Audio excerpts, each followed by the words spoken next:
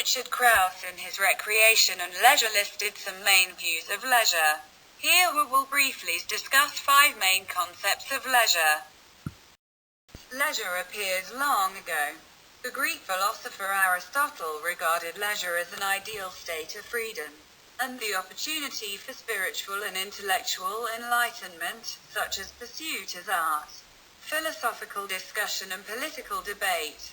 It was sharply contrasted with work or purposeful activities. To Athenians, work is boring, ignoble and unnecessary. This view of leisure is strongly linked to the class structure, based on the availability of slave labor. Obviously, this concept would not apply in modern society.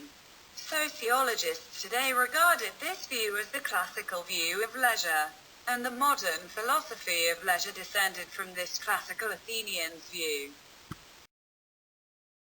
Secondly, leisure is seen as a symbol of social class. Thorstein Veblen, a leading American sociologist of the late 19th century, in his major work, The Theory of the Leisure Class, pointed out how ruling classes identified themselves through the possession and use of leisure. Veblen described the possession and use of leisure as the hallmark of the upper class. Veblen's view is still relevant in the modern society to some degree. The wealthy class today continue to engage in quite a wide variety of expensive and prestigious leisure activity. Thirdly, leisure is seen as unobligated time. This view strictly restricts leisure as time that is free from work-related responsibilities and time devoted to essential life maintenance activities. Thus, the uses of the said time is fully under the control of oneself. This definition of leisure is most popular among sociologists and economists, especially for those particularly concerned with industrial life. Even the Dictionary of Sociology offers such definition as well.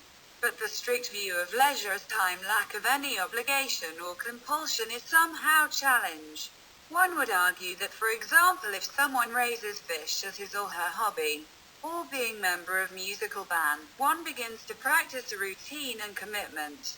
So is this still considered as leisure? Fourthly, leisure is seen as activities.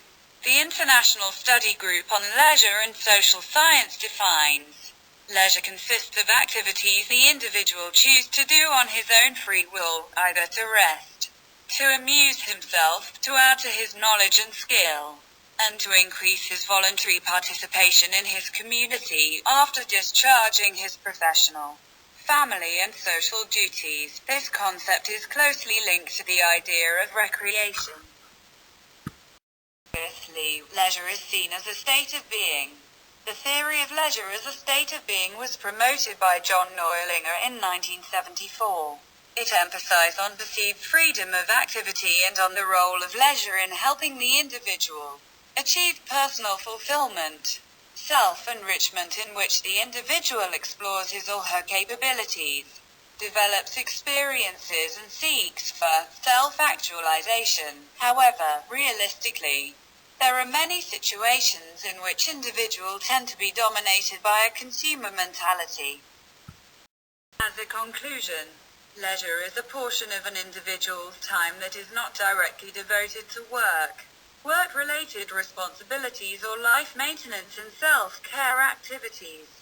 Leisure means freedom and choice to meet one's personal needs for self-enrichment, entertainment, relaxation or pleasure. While leisure usually involves some voluntarily activities, it may also be regarded as a holistic state of being or even spiritual expression.